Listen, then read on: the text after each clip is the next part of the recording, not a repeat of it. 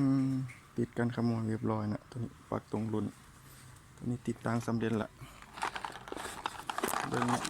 กดลองเทสรีโมทมั้ง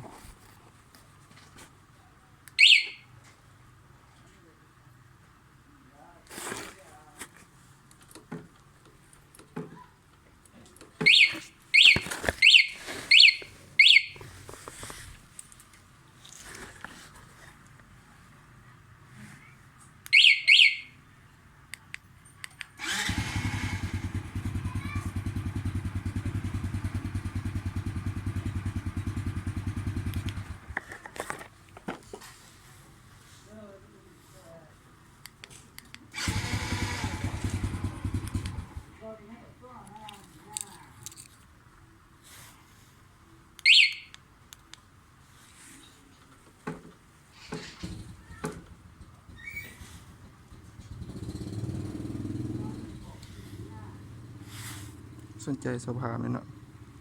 ตัวนี้รถไม่ไหม้บ้านพี่ป้ายรถไม่ไหม้ยังไม่ได้ป้ายขอบใจเนาะ